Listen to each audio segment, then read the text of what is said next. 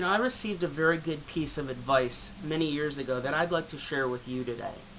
And that is that it is your right and responsibility as a human being to take care of yourself. Now that might seem like common sense, and it is for most people. But when you're on the spectrum, you have to remember that our needs tend to differ quite a bit from those who are not on the spectrum, from those who we would call neurologically typical.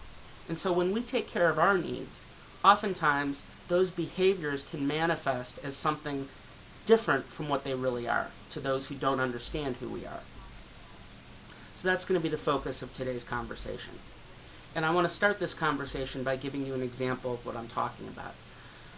As many of you know, oftentimes I'm asked to speak at conferences and venues around the country. And oftentimes the night before, the person who's putting on the event might want to take me out to dinner, or they might want to go to a movie with me. And that'll also happen the day that I speak at the conference. That night they might want to take me out to dinner and spend time with me.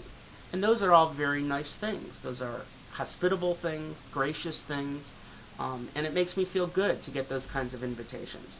But what I often have to tell those people is, you know what, I really appreciate your hospitality, I appreciate being invited, but I'm going to probably just go to my hotel room, rest a little bit, and kind of be by myself, but I'll see you tomorrow at the conference.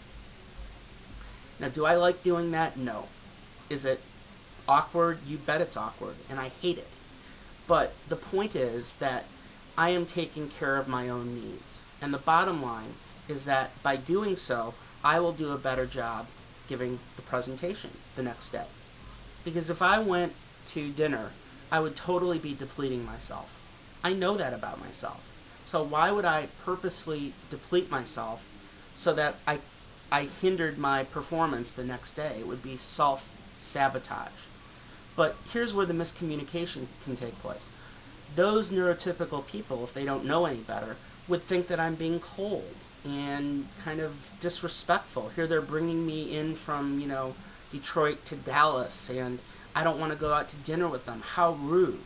Well, really, it's not me being rude. It's me taking care of myself. Because, again, if I recharge my battery, then by the time I speak the next day, I'm going to have the vitality that I need.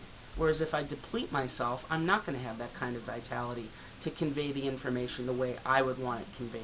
And the same thing is true after I'm done speaking. I'm going to be very tired from interacting with people all day long. When I give a presentation, maybe 20 or 30 people come up to me afterwards. And while I love interacting with people, it's also very draining. It's draining to be on the spectrum and talk to person after person after person. And so if I say, I'm really kind of tired, and I usually do say that, I'm pretty honest about it, and I think I'm going to just go back to my hotel room, I would hope that when I do that, that it's not misinterpreted as I'm being cold or unfriendly, because obviously that's the last thing that I want to do. And that's where I'm going with this, that if an NT speaker was brought in, they may jump at the chance to have dinner the night before and the day of the conference, but our needs are very different, those of us on the spectrum and those of us who aren't on the spectrum. And just as sometimes we don't understand what NTs do, their behavior makes absolutely no sense to us a lot of the time, which is why we feel we're on the wrong planet. The same is true the other way around. Our behavior sometimes doesn't make sense to them. And the fact that there's been so much advocacy the last 15 years is we're making progress in that regard. I think they're understanding our needs more, and they're understanding what we're capable of as a group. They're understanding that people with autism are tremendous individuals with a ton of potential, and in order to unleash that potential, we've got to take care of ourselves. And so when we're very clear about it and we're unapologetic, then they get the idea that we're not being rude. What we're doing is we're taking care of our own needs first and foremost, and you should never have to be ashamed of doing that. Never.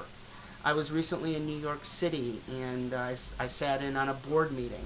That lasted about 3 hours, and afterwards, 2 or 3 people I think were going to go out to a bar or a restaurant or whatever, and I didn't join them. Doesn't mean that I didn't like the people. Doesn't mean that I felt hostile to them. I was in New York City. I was experiencing so much sensory overload. I needed to go back to my hotel and decompress. So if you need to decompress, don't be ashamed of it. Don't ever feel embarrassed because you have needs that might not be in line with what most people need to do to take care of themselves. Hope you enjoyed this video. If you want to contact me, you can see my website on the side. I'd love to hear from you. If you'd like to invite me to a speaking engagement, that would be great. Just don't invite me to dinner the night before. Just kidding. I love being invited, but I may not say yes. If I don't say yes, don't be offended, but I really would love to come and speak to your organization or group, and it's something that is a passion for me. I enjoy doing it, so that's my shameless plug, and I always appreciate your company. It's always great to have people watching my videos, so thank you very much, and have a great day.